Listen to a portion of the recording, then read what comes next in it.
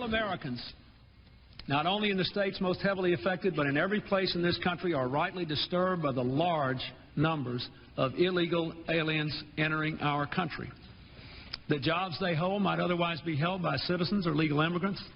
The public service they use impose burdens on our taxpayers. That's why our administration has moved aggressively to secure our borders more, by hiring a record number of new border guards, by deporting twice as many criminal aliens as ever before, by cracking down on illegal hiring, by barring welfare benefits to illegal aliens. In the budget I will present to you, we will try to do more to speed the deportation of illegal aliens who are arrested for crimes, to better identify illegal aliens in the workplace, as recommended by the commission headed by former Congresswoman Barbara Jordan. We are a nation of immigrants, but we are also a nation of laws.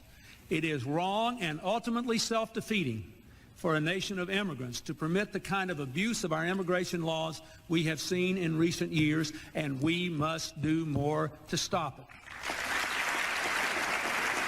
Illegal immigration is wrong, plain and simple. Until the American people are convinced that we will stop future flows of illegal immigration, we will make no progress on dealing with the millions of illegal immigrants who are here now and on rationalizing our system of legal immigration. I think the American people, they appreciate and believe in immigration, but they can't have a situation where you just have 500,000 people pouring over the border without any kind of mechanism to control it. How do you fix a problem when the people who are hired and elected to help are allegedly helping the bad guys? Say obviously that any U.S. person, whether they're an elected official or not, if they're engaged in drug running and helping drug cartels, they need to be thrown in jail. A few thoughts now on this administration's encouragement of illegal immigration and the deadly drug trade crossing our southern border with impunity, whether smuggling illegal immigrants or deadly drugs. Border Patrol now reporting a surge in illegal immigrants crossing our southern border in the first 11 months of the fiscal year, surpassing record levels just set back in 2014. The total number of illegal immigrants apprehended with a family member is now up almost double from a year ago. More than 68,000 individuals through the month of August. The number of unaccompanied illegal immigrant minors also spiking up 50% to more than 54,000. But that's not the complete picture by any means.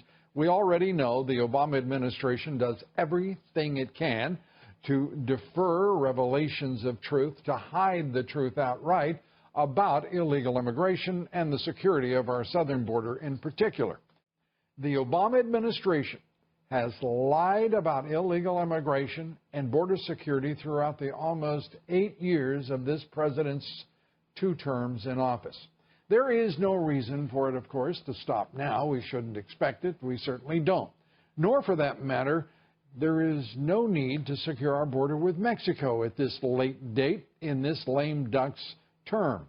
Leave all of that to Obama's successor, and if you care about this country and the next generation's futures, you may begin hoping and praying, if you haven't already, that Donald Trump gets the opportunity to build the wall that he promised.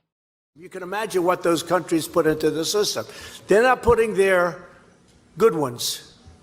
And remember my opening remarks at Trump Tower when I opened. Everybody said, oh, he was so tough. And I used the word rape. And yesterday it came out where this journey coming up, women are raped at levels that nobody's ever seen before. They don't want to mention that. So we have to change our laws. And the Democrats, what they're doing is just, it's insanity. Nobody understands what's going on. So we have to have strong borders. We're going to have the wall. We've already started building it. We have $1.6 billion. We've started building it and fixing miles and miles of wall that's already up and fenced. Here's an area where the Trump agenda is indeed working, or seems like it. The Border Patrol Union chief, he praises a, quote, miraculous drop in illegal immigration under President Trump. He says things are different now. Here's the quote again. There's a vibe, there's an energy in the Border Patrol that's never been there before in 20 years that I've been in the patrol. And here's the man who said it, National Border Patrol Council President Brandon Judd. Brandon, welcome back. It's great to see you again. It's good to see you, too. Thank you. So we don't need a wall, do we? We do need a wall. An ounce of prevention is better than a pound of cure. Can it spell it out for us again? What is the decline in the arrests at the border? How big is that decline? Oh, it's over 50%. No president in modern history has overseen such a drop in border security. And so when you look at this and we look at these approval ratings of President Trump, we have to ask, what questions are you asking? Because if you ask how he's doing on one of his major platforms, which was illegal immigration, he's doing fantastic. And so we need to get out there and we need to start talking about the things that he is in fact doing right, and illegal immigration is one of them. He actually hasn't done all that much. He's just kind of threatened. We are going home. That's what he said. And that's worked. And that's worked. And as long as we follow through with that, as long as the catch and release program ends, as long as there is a consequence, a proper consequence applied to violating U.S. law, illegal immigration will continue on the downward spiral. Biden targets Trump's immigration policies. He's got a series of executive orders today on immigration that he's going to sign. Blake Berman in D.C. What's in these latest executive orders, Blake? 3 different executive orders the president will be signing this afternoon, Stuart. Let me tick through them for you. Would you agree, Chief Ortiz, that the southern border is currently in crisis? Objection. Yes. Would you agree, Chief Ortiz, that unprecedented numbers of aliens are illegally entering the United States right now? Objection. Yes. When President Biden was elected, did the number of aliens trying to illegally enter the United States increase or decrease? Objection. Increase. From your 31 years of experience, has the Border Patrol in a year ever had the number of encounters that it's going to have in 2022? Objection. No. Is the crisis that is currently ongoing at the southern border making the border less safe for Americans and aliens alike? Objection. Yes. Have a secure border, in that is a priority for any nation, including ours and our administration.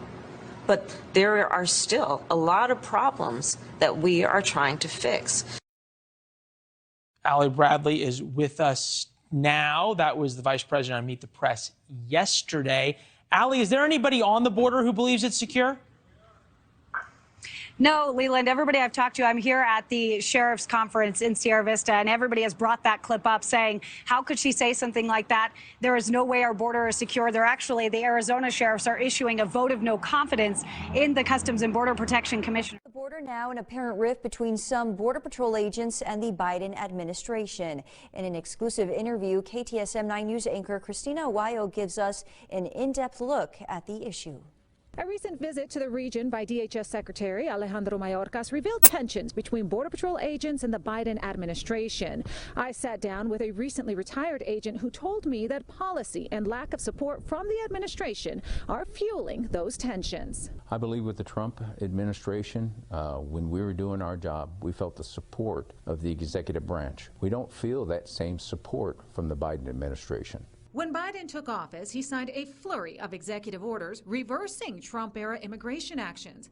Bill Jackson, a chaplain who was a Border Patrol agent for 24 years, told me that now the administration is changing the way immigration laws are enforced. For example, Secretary Mayorkas saying migrants can't be deported just for being in the country illegally. That, in effect, negates our immigration enforcement ability in those situations. That effectively has diminished the morale of our workforce. The law is being manipulated by our government in such a way to where it's not only compromising the safety and security of our nation, but it's also compromising the safety of our agents. According to CBP, in the first 3 months of fiscal year 2022, nearly 500,000 migrants were apprehended at the southern border, and almost 240,000 of those migrants were released into the country under Title VIII.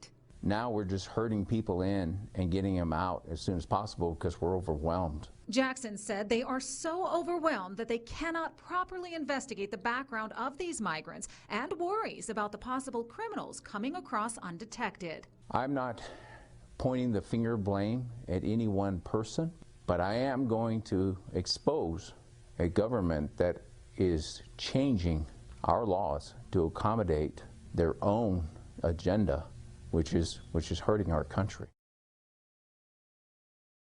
This is Democracy Now!, democracynow.org. I'm Amy Goodman with Juan Gonzalez. The Biden administration said Monday it's officially ending the controversial Trump-era Remain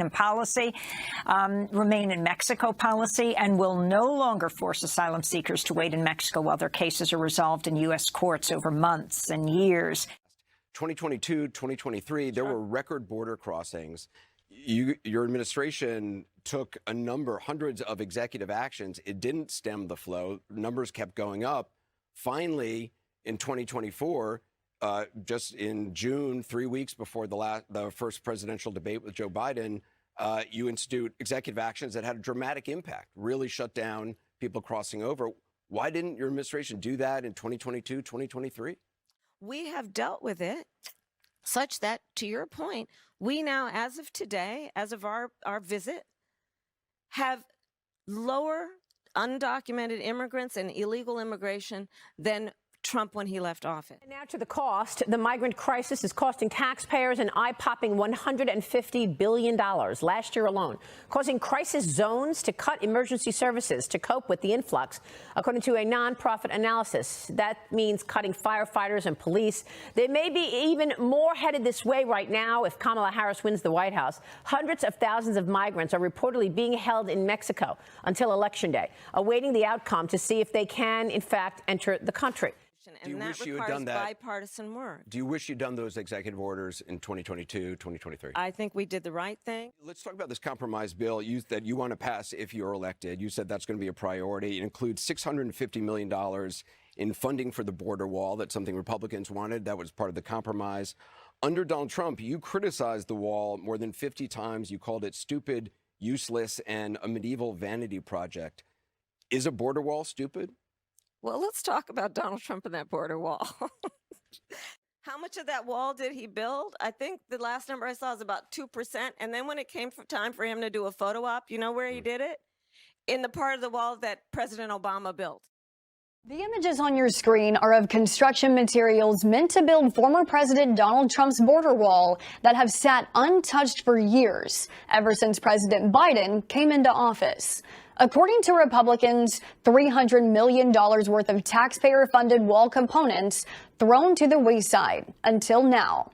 Just as Congress began to move on a bill that would have used the materials to continue border wall construction, the Biden administration has been auctioning off the pieces for pennies on the dollar, according to the New York Post. But you're agreeing to a bill that would earmark $650 million to continue building that wall. I pledge that I am going to bring forward that bipartisan bill to further strengthen and secure our border. To fix the problem, you're doing this compromise bill. It does call for $650 million that was earmarked under Trump to actually still go to build the wall. I am not afraid of good ideas where they occur. So you don't think it's stupid anymore?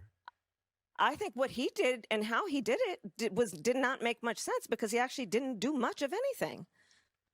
I just talked about that wall, right? We just talked about it. He didn't actually do much of anything. But you do want to build some wall. I want to strengthen our border.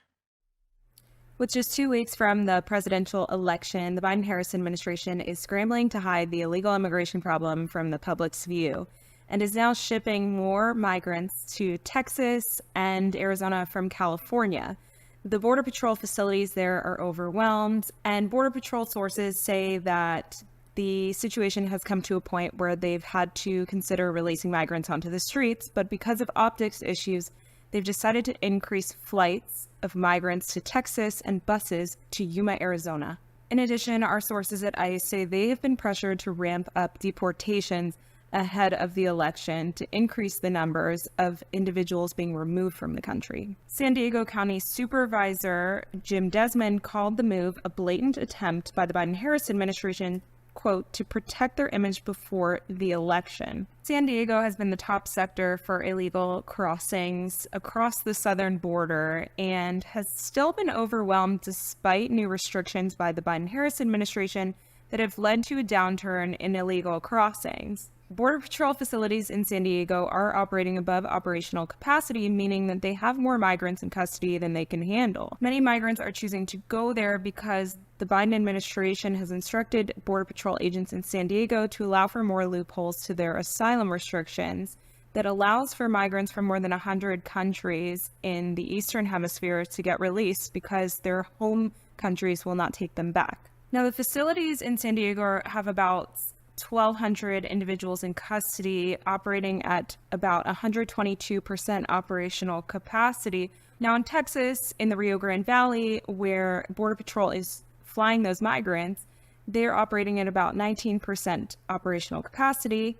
And in Yuma, where the buses are going, they are operating at about 51% operational capacity. Now, these buses and flights have been leaving San Diego with migrants for months, moving them to these other states. However, the flights and buses have increased in frequency, and the drop-offs have only continued as the need for the transports increases and as the Biden administration looks ahead of the election. Sources say that this is the big motivator for this move to enhance the transports, to decompress the area in San Diego and move migrants elsewhere where they'll be out of the public's view.